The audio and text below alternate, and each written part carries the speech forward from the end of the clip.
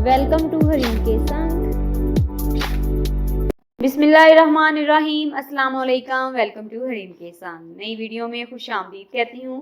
नए जितने भी सब्सक्राइबर हैं उनको मैं वेलकम करती हूँ, और जो नई वीडियोस को देखते हैं वो भी चैनल को काइंडली सब्सक्राइब कर दिया करें।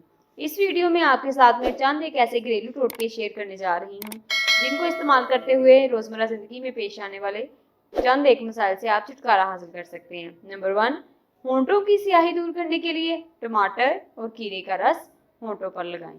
कुछ दिनों में आपको खातरख्वाह नताइज हासिल हो जाएंगे। नंबर 2, घर में चींटियां बहुत ज़्यादा आती हों तो एक टब में पानी के साथ थोड़ा सा मिट्टी का तेल मिलाकर इस पानी से घर का पोंछा लगाएं। अगर कारपेट बिछा हुआ हो तो उसके किनारों पर पोंछा लगा दें। 2 या 3 दिन बार ये अमल करने से चींटियां दोबारा नहीं आएंगी। नंबर 3, कंघियों की सफाई के लिए गर्म पानी में थोड़ा सा वॉशिंग पाउडर और साबुन डाल दें और 20 मिनट के लिए कंघे इसमें डिप कर दें।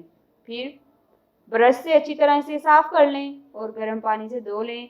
कंघे नए जैसे हो जाएंगे। नंबर 4, अगर गोश्त पकाते या भूनते वक्त अगर कहीं जल जाए तो इसमें आप लोग परेशान मत हों। इसके लिए इसमें आधी प्याली दूध डाल देने से जले गोश्त की बू नहीं आएगी।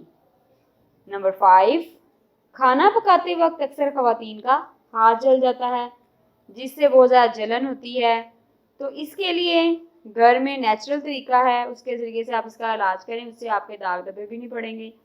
इसके लिए आपको शहद आधी प्याली, हल्दी और घी एक एक चम्मच लेकर इन्हें मिक्स करना होगा। मिक्स करके इसको फ्रिज में रख दें।